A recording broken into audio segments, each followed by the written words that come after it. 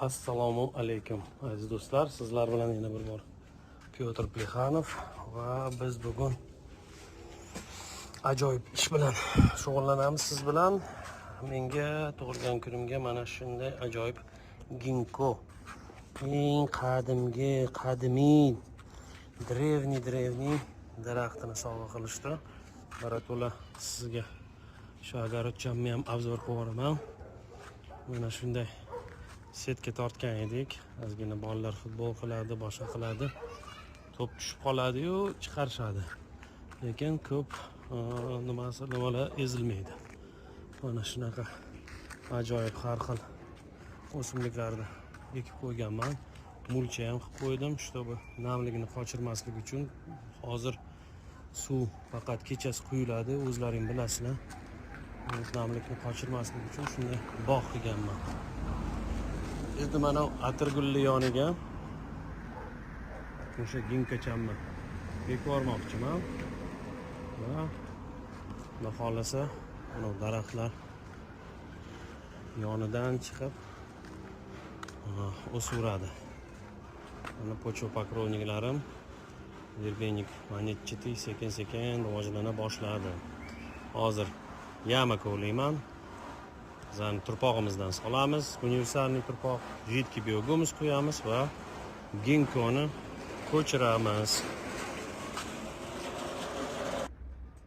Hop, yana ozgina biogomusimiz bor. Yarimcha litr ketadi, 5-6 litr.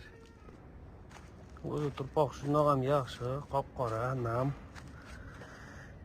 Hozir birinchi bo'lib shu ozgina biogomus sepamiz. Keyin daraxt ko'chiriladi va keyin yana biogomus olinadi. Daraxtning ildiz sistemasi juda yaxshi rivojlangan, lekin ozgina taglarini ochish kerak, sal tarab olish kerak, chunki bo'lmasam yongi o'smaydi. Daraxtni shu chuqurchada bir tekis qilib o'rnatamiz. Ozgina qiyshirroq o'sgan anaqada tuvayda bir tekis o'rnatamiz va yon atroflariga oxirgacha shu biogomuslarni sepib boramiz. Biogomus qurisa ham hech narsa qilmaydi, chunki o'z xususiyatlarini yo'qotmaydi bu. Va shu turpog'im bilan yonlarga turpog'ini tashlab qo'mib tashlaymiz.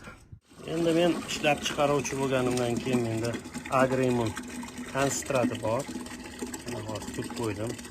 Udarlik dozasini qop-qora bo'ladi.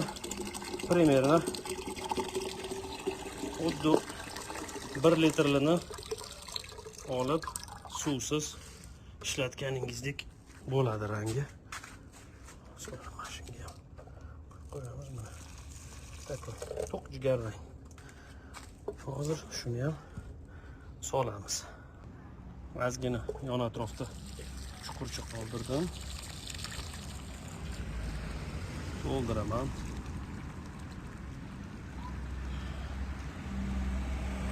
Va keyin ustini mulcha qilaman. Mana shunday po'stloq bilan.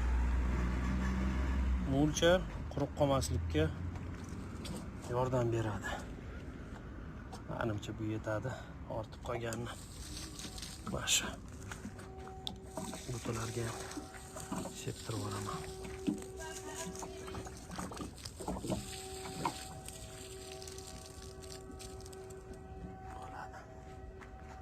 Bo'ldi, hozir bu suvni shumasin.